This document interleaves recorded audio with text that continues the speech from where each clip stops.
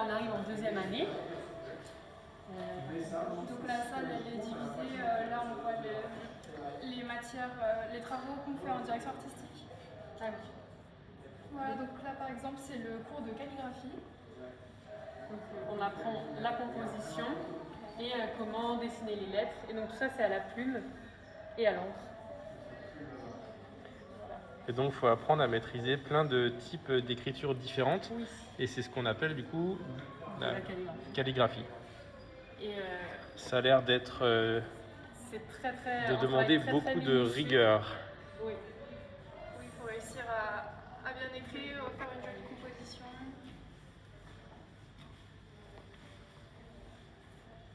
Super. Et donc ça, c'est combien d'heures par semaine? Vous vous souvenez? 2 heures, 3 heures. 2 heures? Ouais. C'est vraiment l'examen, c'est plus. Et ça aussi, c'est de la calligraphie Ça, du coup? c'est de la typographie.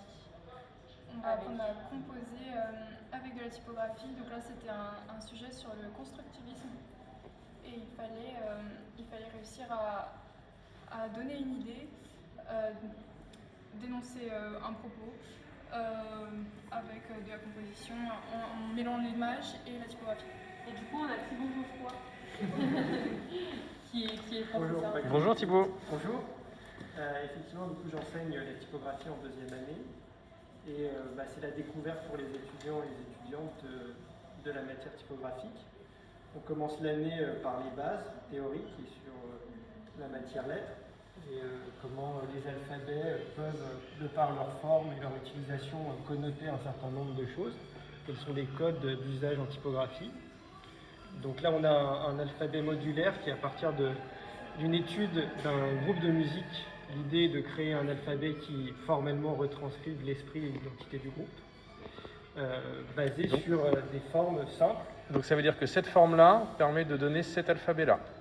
Non, l'idée c'est qu'on part, alors là on le voit ici, les étudiants mettent en place un système modulaire avec des formes relativement simples, qu'ils combinent ensuite les unes aux autres pour obtenir toutes les lettres de l'alphabet. Donc ça permet évidemment d'apprendre et d'appréhender la structure de la lettre, quel est son schéma constructeur. Et ça donne du coup des lettres un peu étranges, à la limite de la lisibilité, mais on essaye de pousser le rapport entre une structure classique de la lettre pour qu'on la reconnaisse et une expression plus artistique et créative en poussant la lisibilité à son maximum. Et de cette étude-là, on passe effectivement ensuite à une réflexion sur le texte et l'image et comment les deux peuvent venir se mélanger et se rencontrer pour exprimer un propos, dénoncer un fait ou une situation. Et tout ça dans l'idée aussi d'appréhender la notion de support et de format et comment la composition texte-image s'intègre dans un format donné. Donc il y a une partie à la main qu'on a vue avec la calligraphie, voilà. Et une partie numérique qui permet ensuite de pouvoir retravailler les images différemment. Exactement. D'accord. Super. Merci beaucoup. Avec plaisir. On continue du coup sur la direction artistique? Oui, je crois qu'il y a toute une partie illustrative. Voilà. Et du coup, ça c'est en illustration, donc en deuxième année. Ça c'est notre premier sujet, on a un qui se travaille sur le tout premier trimestre et on tire un papier avec le nom d'une personnalité et comment on peut faire pour retranscrire son univers sur un format et que, limite on n'a même pas besoin de lire le nom pour savoir la personnalité qui est exposée sur... Donc ça veut dire qu'à partir par exemple là de la personnalité de Didier Raoult, il faut qu'on trouve un univers graphique qui lui correspond. Exactement. Et donc aussi comment on peut appliquer ce qu'on apprend en première année, donc le dessin, et adapter un style graphique qui est pour une personnalité.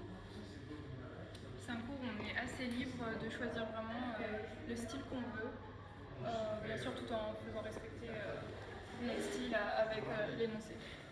Voilà. Et après, donc, on partait de ce sujet-là, sur la personnalité, et on en fait après comme ça des storyboards, comment, on invente une petite histoire de l'artiste, et en gardant le même univers graphique, comment faire une histoire, et on apprend du coup le storyboard. Donc le storyboard, c'est comme si on allait monter un film Exactement. et se dire, bah tiens, quel serait le scénario? Ouais, c'est ça. Donc là, c'est encore de l'adaptation d'une identité à le transformer en un film ou une publicité ou un mouvement animé. Exactement. D'accord.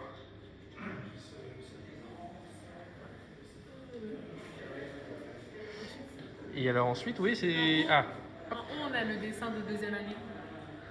Donc c'est le même principe qu'en première année, c'est plus complexe. Et les sujets, donc on a des sujets en 4 heures, 8 heures, mais on a aussi des sujets à rendre à la maison, des sujets en peinture. Et ça, par exemple, le sujet de la machine, on était allé au musée, Les arts et métiers. musée des arts et métiers, et en fait, on a dû prendre des éléments de machine pour après l'adapter et mettre en perspective une machine inventée par nous. Voilà, donc en fait c'est vraiment la suite du cours de dessin d'observation première année, sauf qu'on va rajouter plus de créativité et d'imagination. Par exemple, on a le portrait imaginaire là, où on devait prendre un personnage du roman et imaginer son portrait avec une ambiance, un visage. C'est sur des bases d'observation, donc on prenait vraiment des modèles, mais ensuite on crée vraiment l'univers tout autour. donc il y a toujours du dessin à la main en fait, dans les années supérieures. On continue le dessin à la main et puis de pousser plein de techniques différentes. Exactement. Et aussi apporter un peu plus de l'étudiant dans les travaux. On est plus libre d'avoir un style et de choisir notre univers graphique. Et ce qu'on voit en illustration et en dessin. Parce que la première année, du coup, c'est un peu plus scolaire. C'est ça. On apprend plus les techniques et plus l'année avance, plus on découvre notre style aussi et comment on fait pour l'appliquer et pour que ça marche dans les matières voulues. Voilà. D'accord. Et donc derrière, c'est aussi la deuxième année? Oui, et donc ça c'est la direction artistique, donc c'est la matière principale, voilà. Et on commence par des sujets un peu... En fait, on va des sujets plus simples à les plus complexes, comme dans les années. Et donc là, par exemple, c'était le sujet de faire un packaging de lait haut de gamme. Et du coup, il fallait définir un mood board pour arriver au packaging final qui est là. Donc ça veut dire que là, il y a un mood board, c'est comme on voyait tout à l'heure, c'est le mode d'emploi pour ensuite arriver à la réalité. En fait, ça, c'est nos références et l'univers graphique qu'on veut mettre en place. Et après, là, c'est le produit final. D'accord. Donc ça, c'est ce qu'on appelle le packaging. Voilà. Et comment il fallait mettre en place, il fallait choisir un nom, il fallait choisir la cible de notre thé, de notre lait ou de notre thé, et après donc faire un mood board et réaliser le packaging final. D'accord. Juste derrière là, on a un sujet sur une collection de livres. Donc on a eu une marque de livres qui s'appelle Que sais-je, et on devait réussir à créer un style en fait, une couverture qui pourrait s'appliquer sur toute une série de livres. Et donc comment réussir à faire à la fois une couverture qui donne des informations sur un livre, mais qui peut aussi se décliner sur toute une collection. Et avoir on a ce truc d'univers graphique dans nos productions. Et donc c'est un peu comme le cours de composition de première année en direction artistique, on va se servir de toutes les connaissances qu'on apprend dans toutes les autres matières. Donc c'est vraiment une idée qu'on peut appliquer sur plein de matières différentes, que ce soit du packaging, une édition, une image, un film. L'idée, c'est de savoir comment la décliner. Oui, voilà, c'est ça. Et comment on part d'une idée et on peut la réaliser ensuite au final. Super. Bah maintenant, on va peut-être faire un petit tour en architecture. Allez. Donc ça, c'est toute la partie architecture, c'est ça? Ouais. Eh ben super. On peut commencer par là. D'accord. Donc, c'est, comme je disais, on a toujours des cours de dessin. Donc, c'est avec nos professeurs Mallard et Gaulle. Donc, on va faire des BD sur des monuments. On va essayer de lier deux cours ensemble. Donc, dessin d'espace et le cours de dessin pour intégrer les cubes, travailler sur la perce, tout ce qui est la perspective, travail sur des fauteuils. Donc ça c'est en dessin d'espace. On travaille sur les points de fuite, les lignes d'horizon. Donc c'est comment construire une perspective. Donc on voit, on a fait un travail aussi sur des produits de certains designers. Donc comment est construit la chaise, le produit. Donc ça, c'est décomposer des choses qui existent pour à la fois les représenter graphiquement et comprendre comment ils fonctionnent. Oui. Là, c'est représenter des essais sur ce qu'on va travailler. Là, c'est surtout de l'observation. De l'observation, toujours. Donc là, c'est beaucoup de dessins d'architecture et un peu de mobilier. Oui. Tout ce qui nous entoure aussi, parce qu'on peut aussi dessiner des personnages, ça peut nous arriver, parce que ça peut nous aider. Par exemple, tout ça, là, c'est dessin d'espace. Donc c'est là où on va voir plus en détail comment construire une perspective, comment, par exemple, ça va être un plan qui va passer en coupe et qui va passer en axonométrie et en matrice, donc en perspective. C'est comment comprendre l'espace, apprendre à construire un espace. Donc, on a plusieurs projets. Donc, comme on peut le voir là, que M. Bonomo a représenté sur le tableau. Ça, c'est fait par des étudiants et là, c'est fait par notre professeur. Et là, c'est le travail sur le cube, les reflets, les personnages. Donc, on a plusieurs... comme on disait, on a un sujet qui est donné pour tout le monde, mais on va le représenter tous d'une façon différente. Donc comment on va mettre en avant un paysage, une composition avec des cubes, des personnages, donc c'est tout le travail. Après on a aussi la représentation de notre espace de vie, ça c'est beaucoup ce qu'on a fait l'année dernière, nous en AI2, que par exemple pendant le confinement, on représentait notre espace de vie où on était confinés, faire une BD avec des perses pour exprimer notre espace, qui soit dynamique. Ok. Donc là c'est toujours le même sujet, exprimer des cubes, des représentations avec des personnages, parce qu'il y a une ligne d'horizon, une perce. Donc on le construit avec des matrices, différents éléments comme j'ai montré tout à l'heure. Là, on va voir, c'est un cours. Donc c'est technologie, c'est là où on apprend tout ce qui est charpente. On va commencer à aborder les éléments techniques, les plans, les portes, pour nous aider en archi d'intérieur. D'accord. Voilà. Donc là c'est design, donc on a des sujets qui sont donnés. Par exemple celui-là c'est sur la lumière. Donc comment créer un projet pour développer un élément pour la lumière qui soit révolutionnaire, qui ne soit pas copié ce qu'on a déjà. Ok. Et là c'est un projet de deuxième année qui est la boutique. Donc on nous donne des plans et des coupes. Dans l'espace on a une surface donnée et qui va nous permettre d'intégrer une marque et comment la représenter, comment développer son espace. Donc on le voit dans plusieurs maquettes, c'est plusieurs boutiques, plusieurs marques qui sont représentées, mais on a tous une manière différente de... Donc là, c'est une image de marque qui est représentée en volume. C'est ça. Comme si on dessinait une boutique. Bah, c'est une boutique qu'on développe. D'accord. Il y a des plans, des coupes, et comment on va intégrer dans une façade.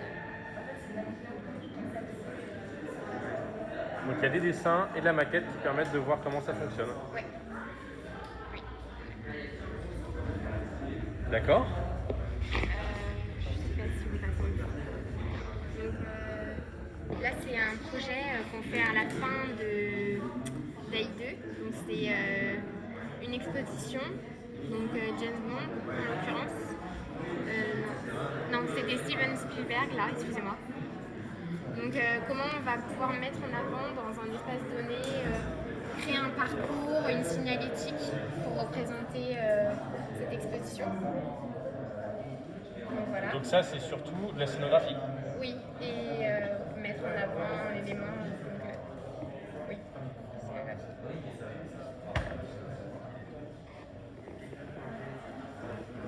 Ça marche. Et ça, donc du coup Donc on devait construire, c'est notre premier sujet quand on arrive en AI2, c'est la construction d'une maison dans l'espace de vie. Donc on a une surface qui est donnée et on doit, avec des plans, des croquis, si on peut même des 3D et la maquette, exprimer même notre projet, comment on veut l'aménager, vers quel style on veut aller. Donc là on peut voir plusieurs croquis. Donc toutes les matières elles sont liées, le design d'espace va nous aider pour Archilinte à développer nos idées, à mettre en avant avec les dessins perses. Et donc on fait aussi encore des objets là. Ouais, alors ça c'est un cours qui est spécial, c'est le cours de maquette. Donc en fait c'est nous qui les avons fait.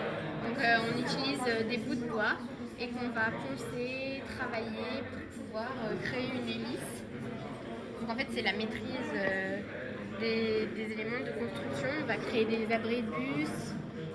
On apprend en fait ça nous sert ce qu'on apprend dans cette matière pour réaliser nos maquettes dans d'autres projets, que ce soit en design ou en archi d'intérieur. Donc là c'est vraiment la maîtrise des matériaux. Oui, D'accord. pour pouvoir représenter le mieux notre projet. Donc tout ça, ce sont des fruits en plâtre par exemple. Oui, par exemple. Donc ça c'est le moule. Donc au début on prend un fruit qui existe, on va faire son moule et après il va ressortir un produit en plâtre qui va après pouvoir être peint de manière réaliste pour donner l'illusion d'un vrai fruit. Donc c'est pousser au maximum la réalité en utilisant les matériaux nécessaires. Voilà, c'est ça. D'accord. Donc c'est très lié aussi à ce qu'on faisait quand on était en prépa quand même. Donc tout se lie et tout ce qu'on a vu en prépa nous sert pour plus tard. La peinture, la notion des couleurs, ça nous aide beaucoup. Tout est lié. Super. Bah, merci pour l'archi. Et du coup on va peut-être passer maintenant en 3e année.